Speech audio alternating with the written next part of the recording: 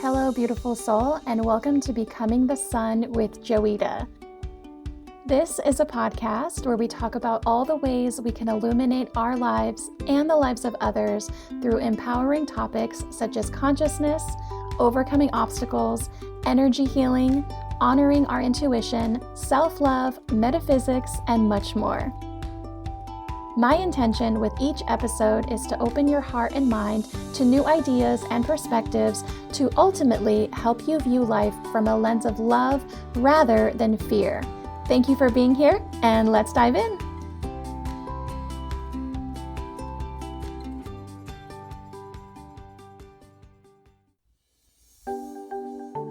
Welcome to episode 3 of Becoming the Sun. I'm your host, Joita. Today's episode is going to be all about self-love. We are going to start with a beautifully energetically cleansing energy healing routine, and then we're going to discuss a Hawaiian forgiveness prayer that you can implement in your daily life to bring forgiveness to yourself or to anyone in your life that you may need to forgive. We're going to be discussing overcoming the barriers to self-love, how to differentiate between self-love and narcissism, and ways that we can love ourselves a little bit more every single day. So I hope you enjoy this episode.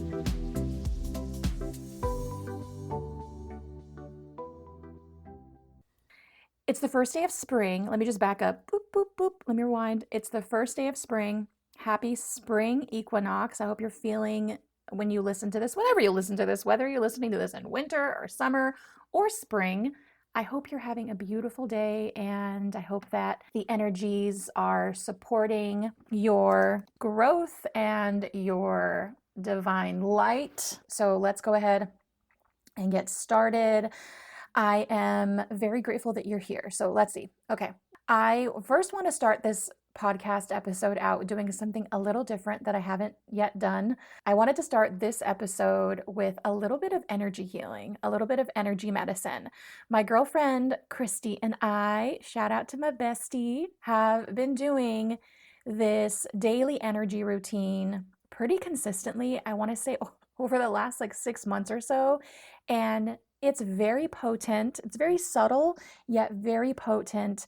And it's amazing. And it's just exercises that you can do wherever you are right now to build vitality within your body, to release any stagnant energies or anything that needs to be metabolized but hasn't yet been metabolized through your body, whether it's food, emotions, or just stagnant energy. We're going to just go ahead and dive into a quick little energy medicine practice.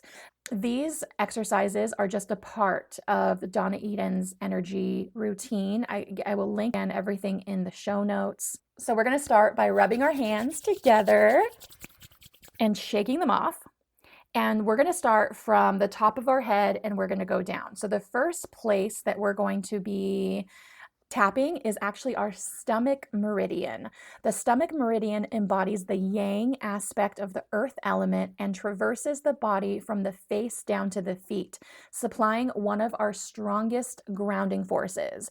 When we are well grounded, we move naturally from chronic worry towards trust in the process of life. So here's what we're going to do. You're going to take your fingers. Obviously, please have clean hands before you do this because we'll be touching our body and our face. We're going to tap basically where your eyes are. You're going to drop down about 2 inches below the center of the eyes with the first and second fingers together, or you can use 3 fingers. You're going to tap firmly so the fingers bounce on your cheekbones. And we're going to go ahead and tap right now. Go ahead and begin tapping along your cheekbones. If you're not quite sure where you're tapping, just tap all along your cheekbone area. And although you're pressing firmly, this is not supposed to be painful. If you do notice a little bit of discomfort in this area, that means that it's necessary for you to do this because that means there's a blockage. Our mindful focus for the cheekbone or for the stomach meridian point is my roots reach deeply into the earth, carrying away worry, bringing me home to trust the journey of my life. Let me repeat that again. My roots reach deeply into the earth, carrying away worry, bringing me home to trust the journey of life. And I'm tapping along right now with you. I'm not sure if you can hear or not, but when I do this, it immediately grounds me. You can literally begin feeling your energy pulsating down from the top of your head to the bottom of your feet and connecting you to the earth. So when that feels complete, which it feels pretty good right now, the next place that we're going to be moving to, let me go to my notes here, is the K27 acupressure point on kidney meridian. We locate the endpoints of the kidney meridian by following the collarbones to their inner corners, and we're dropping under just to the outside of these points. And you can deeply rub or tap these points with your fingertips. The kidney meridian brings up electromagnetic life force from the earth to nourish and renew our own. Go ahead and begin tapping on the collarbone area. Again, if you're not quite sure what the point is, let your fingers bounce all around your collarbone area. You're bound to hit the point, and give yourself a nice little self-massage, a little self-love as we're doing this. So the energy begins on the soles of our feet and it travels to the chest, where it stimulates the flow of vitality through the meridian system. So keep tapping, and we're going to do a mindful focus here. Again, I'll say a few phrases and just allow these words to wash over you. I draw up from the earth the spirit of life. Through the soles of my feet, filling each cell with light. I step forward into each moment with courage and vitality. I am renewed and strong. I just want to read that one more time just to solidify this beautiful energy. I draw up from the earth the spirit of life. Through the soles of my feet, filling each cell with light. I step forward into each moment with courage and vitality. I am renewed and strong. Beautiful, beautiful, beautiful. So the next point is definitely one of my favorites. It's the thymus gland, which can be found in the center of the chest. So the thymus gland is a primary part of our immune system, creating white blood cells that eliminate pathogens. The immune system's creative ability to isolate and remove what is not harmonious with our health is a beautiful metaphor for sorting through what seems to make us who we are and discovering our most genuine self within. So the way that we're going to find this point is, a funny example is to think of Tarzan. Whenever he would be swinging on the vines in the jungle, he would bang on his chest. So that's pretty much the area that we're going to be focusing on. Actually, it's the area, exactly the area that we're going to be focusing on. So you could tap or rub in the center of the sternum. And you can, again, use 2 fingertips. I like to use about 3 fingertips. My index finger, my middle finger, and my ring finger, and I'm just tapping. So go ahead and begin tapping in that area. This area, I feel it throughout my body. I feel like this actually boosts my vitality and boosts my energy. If I'm having some stagnancy, or if I'm feeling a little bit tired, I tap on this point and it just boosts my energy. So go ahead and tap on that point. And the mindful focus for this area is, my immune system recognizes and supports my true self. It is intelligent, strong, and resilient. As I shed all that is not me, my authentic self has more space to express through me. Love that. So let these words just fall where they need to go. I'm going to repeat it again. My immune system recognizes and supports my true self. It is intelligent, strong, and resilient. As I shed all that is not me, my authentic self has more space to express through me. Absolutely lovely. So you can end tapping on that thymus gland whenever feels right. You could even pause this audio if you want to continue doing a little bit longer. And the final point of our 4 points that we're focusing on today is the spleen meridian. And the spleen meridian acts as our grand metabolizer, processing what we eat, processing our thoughts, our reactions to experiences, and even our emotions. So the spleen helps us to feel we belong in our lives on this earth. In the home of our bodies, helps us realize that life is beautiful. And basically where the spleen meridian can be found on the side of your body underneath your armpit, where if you're wearing a bra, where your bra line hits. So about, I'd say 6 to 8 inches, maybe a little bit lower below your armpit on the side of your body is where we are going to begin tapping. So go ahead and tap. I like to tap with both hands on the side of my body. And the mindful focus for this area is I adapt with ease. I embrace change with grace. I return to balance effortlessly. I'm at home in every place. And I'm in love with my life, and life is good.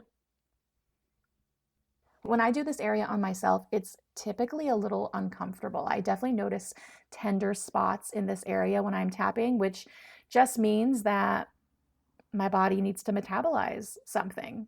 Again, whether it's food, whether it's thoughts, our reactions, something unpleasant that we witnessed or that we experienced, it helps to clear this energy away. So this is such a beautiful move to do. And again, you could do this multiple times a day whenever you need a boost. We are our own healer, and this is why I love energy medicine so, so, so much. So one more time, mindful focus. I adapt with ease. I embrace change with grace. I return to balance effortlessly. I'm at home in every place. I'm in love with my life, and life is good. Absolutely beautiful. And with that, I want to talk about self-love today and the importance of self-love. And I've been contemplating on this topic for about 2 weeks now because I like to do a little bit of research prior to recording these episodes. And I just like to intuitively feel what wants to come through and what is going to be of the highest good for everyone, what's going to be of the highest good so I can share that. So let's talk about self-love. I believe that self-love is the foundation to living a life that is abundant, that is full, that is wholesome, and that propels you where you need to go. When we love and honor ourselves, and when we love and appreciate ourselves, and I'm not talking about egoism or narcissism, I'm talking about recognizing that we are divinity, that we are God, that we have divinity, we have God within us, and that every single action we take can either come from love or it can come from fear. So why is self-love important? Self-love is a state of appreciation for oneself that grows from actions that support our physical, psychological, and spiritual growth. Self-love means having a high regard for your own well-being and your happiness. Self-love means taking care of your own needs and not sacrificing your well-being to please others.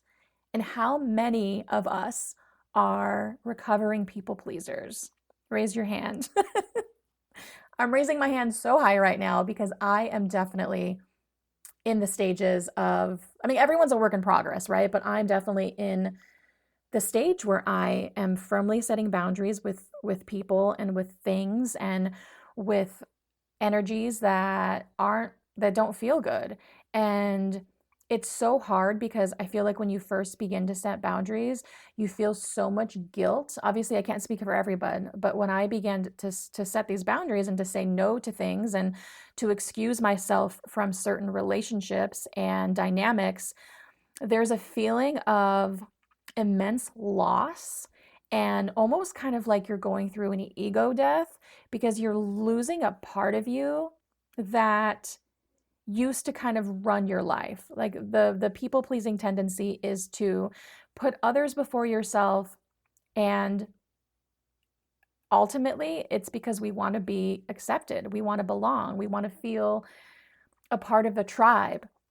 And that's all wonderful. But when you're compromising who you are and your own beliefs and your own truth to appease somebody else, I believe every time we do that, we like lose a little bit of ourselves. Our little bit of our soul becomes fragmented, and we have like we kind of go in another we go in like a direction that isn't for our highest good. And I truly, truly feel that self-love is the antidote for war. I feel that if everybody had self-love, we would have peace on earth. We would have peace on earth, because when you love yourself to the degree that you recognize that you are a child of God and that you are a miracle, you are a spiritual being having a human experience, then you recognize everyone else as a part of you. We all might look different, which is the crazy thing. Lately, I've been out when I go out in public and I'm at a restaurant, or it's spring here, so Troy and I have been going to spring training games and sitting on the lawn. My favorite activity lately is to people watch and just to admire how different we all look. If you look at everybody's face, everybody looks different. Just I marvel at that sometimes. I'm like, wow, we all look so different, from our different complexions to our different hair textures to our beautiful eyes and how everyone has their own unique, beautiful eye color, to the magic that everyone has when they smile and their own unique essence they bring into life. It is just so beautiful. When we can focus on loving ourselves and being kind to ourselves, I feel like it empowers us to take risks and to say no to things that don't work for us. It's a key component for building self-compassion. And self-love helps us to take care of ourselves. It helps us to lower stress and to strive for success. So there is a beautiful Hawaiian prayer that I feel is really beneficial when you're trying to practice self-love and self-forgiveness. Throughout life, there are times where we go through circumstances and we may end up feeling resentful to ourselves on choices that we may have made or actions that we may have taken. And when we carry that resentment, our body stores that. And it is so important to release ourselves, not in a state of ignorance or spiritual bypassing or anything, or avoiding our shadow or avoiding trauma. This is actually doing the exact opposite. It's bringing it to light, and we're forgiving ourselves and everyone else involved. So this is a beautiful prayer. It's a Hawaiian prayer, and it's a beautiful Hawaiian prayer of forgiveness, and it's called the Ho'oponopono prayer. And the Ho'oponopono prayer roughly translates to cause things to move back into balance or to make things right. And it's a very Zen concept. In Native Hawaiian language, pono means balance in the sense of life. When things are in balance, nothing is off. So, chanting this prayer over and over is a powerful way to cleanse the body of guilt, shame, haunting memories, ill will, or bad feelings that keep the mind fixated on negative thoughts. And as a forgiveness practice, it is also deeply resonant as it tends to penetrate our inner monologue over time. And we're going to try this out today. To try this out for yourself and to cleanse yourself of bad feelings, we're going to chant the following mantra repeatedly while sitting with our eyes closed or open as a kind of meditation. So the prayer goes, I'm sorry. Please forgive me. Thank you. I love you. Oh, and I can't say it without crying, but it's beautiful. So again, it's I'm sorry. Please forgive me. Thank you. I love you. I always get choked up when I do this. I don't know. It's so beautiful, and I've personally have practiced this prayer so many times, and I'll practice it towards myself, and towards others. I think forgiving others who have wronged us is so important because we're not condoning or we're not allowing, we're not condoning what they did, but we're forgiving ourselves and we're forgiving them and we're releasing ourselves from the situation. I think it's absolutely beautiful to chant this prayer throughout the day, anytime, before you go to sleep, before you're laying your head down. It truly relaxes our nervous system and just makes us feel centered and at peace because we are students of the earth. Life is, I feel that life is school and that we are on this planet to learn. And when we hold ourselves to such extreme standards and don't allow ourselves to make mistakes and to learn from them, it's so silly because that's the whole point of being here is to make mistakes, to experience contrast, to experience things that are unfavorable, and to take from that the lesson. And that's all that life is all about in its simplest form, is to learn how to view things from the lens of love and releasing the fear, releasing guilt. And I feel it's such a beautiful way to do that. There's a quote by one of my favorite teachers, Wayne Dyer, one of my favorite practitioners of the law of attraction. I think he's just absolutely phenomenal. And the quote goes, "Loving people exist in a loving world. Hostile people exist in a hostile world. Same world." And what that means to me, it's so short, but it's so powerful. Loving people exist in a loving world. Hostile people exist in a hostile world. Same world. Meaning that your perception is your reality. When you change the way you look at things, the things you look at change. Also a beautiful quote by Wayne Dyer.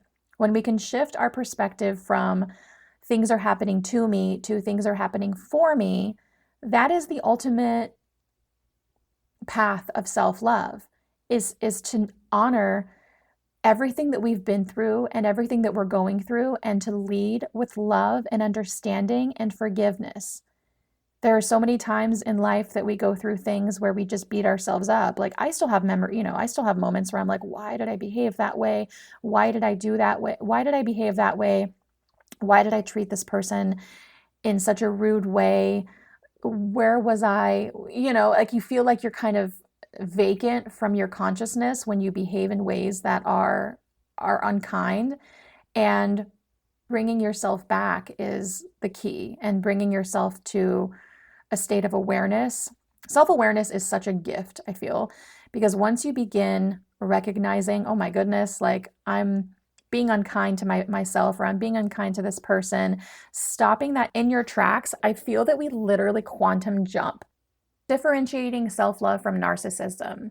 One common barrier to embracing self-love is the fear that it might resemble narcissism or selfishness. When psychologists or therapists advocate for self-love, they aren't advocating for superiority over others. You see, narcissists believe that they are superior, they refuse to acknowledge their flaws or take responsibility for their mistakes, and constantly seek external validation and recognition. They lack empathy for others. In contrast, self-love, people who genuinely love themselves recognize their flaws, acknowledge their mistakes, and accept and care for themselves despite their imperfections. Self-love does not hinder caring for others. It merely allows individuals to extend the same kindness to themselves.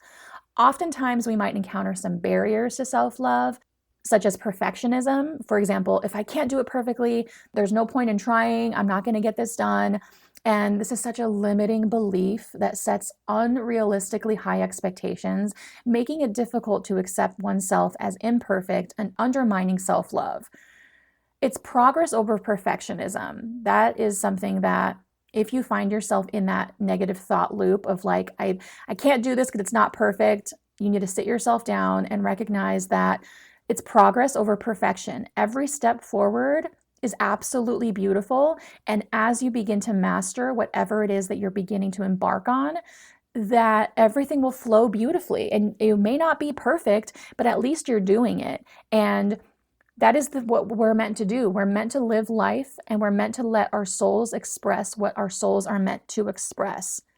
By holding yourself back under the guise of it's not perfect, it's just holding yourself back.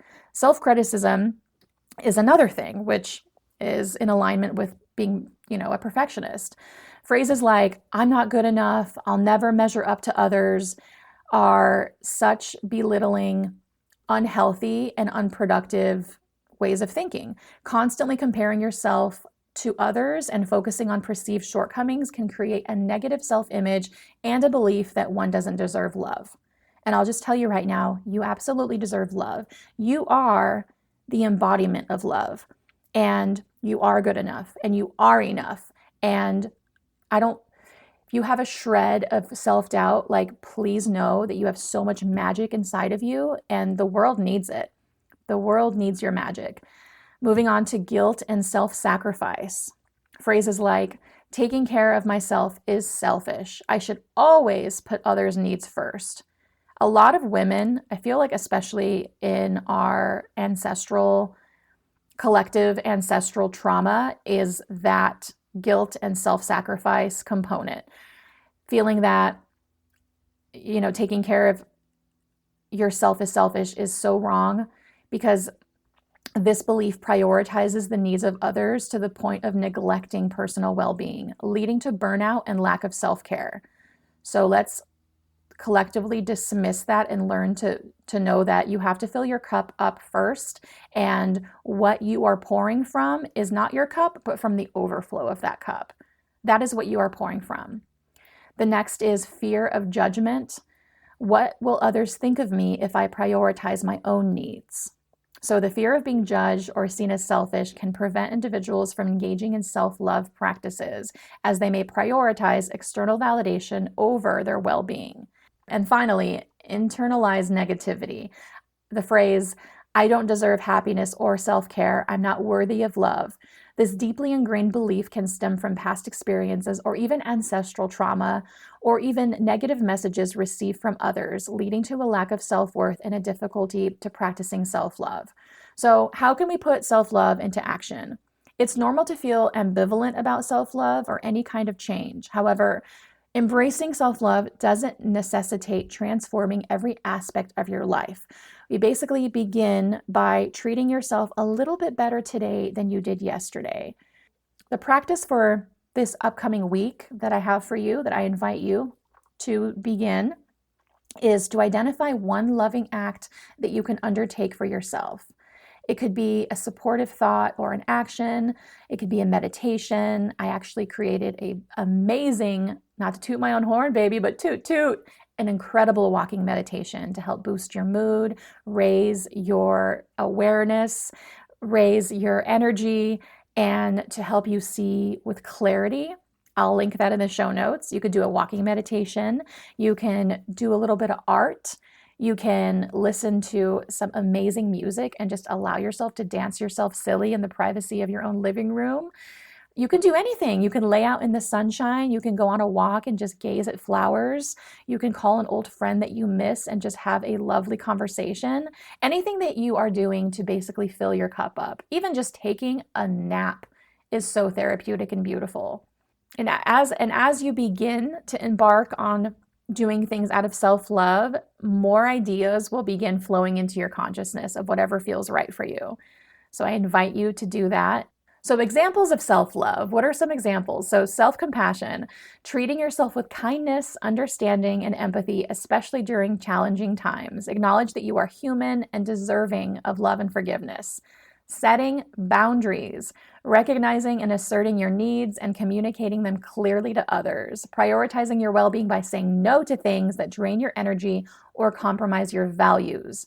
Practicing self-care, we talked about that already. Engaging in activities that nourish your physical, mental, and emotional well-being. This can include activities like exercising, practicing mindfulness or meditation, and like we mentioned earlier, getting enough sleep or enjoying a hobby. Celebrating your achievements, acknowledging and celebrating your accomplishments, no matter how big or small, is so important. For example, You could treat yourself to something you enjoy. You can reflect on your growth or share your success with trusted friends or loved ones. One of my favorites is positive self-talk, cultivating a positive inner dialogue and challenging negative self-talk. In the show notes, I created a affirmation meditation that I will link that is wonderful and beautiful and just reminds you of your inherent awesomeness. Another example of self-love is self-acceptance. Begin embracing your flaws, your quirks, and your imperfections. Recognize that you are unique and that your worth is not determined by external standards or comparisons to others. You are so unique. You are a child of the universe, a child of God, a child of the cosmos. You are not here by accident. Your incarnation is a blessing and also a call to action. You have so much that you came here to accomplish in this beautiful life. And if you're feeling like maybe a little lost on your path, that's okay. Because sometimes when we're lost, we need to kind of reset and reevaluate. But know that you are always moving forward and that you have the strength within you to overcome any obstacle. And finally, embracing self-discovery, engaging in activities that help you better understand yourself, such as journaling, self-reflection, or therapy. Exploring your interests and values allows you to align your life with one that truly brings you joy and fulfillment. So there are an abundance of ways that we can begin loving ourselves. And the whole point of it is to become a beacon so we can flow that love onto others and bring this world from its shadows to light. I hope you enjoyed today's episode, and thank you so much for tuning in. Again, happy spring. I hope you are having a beautiful day, and I'm sending you lots of love. Thank you for listening. Love you.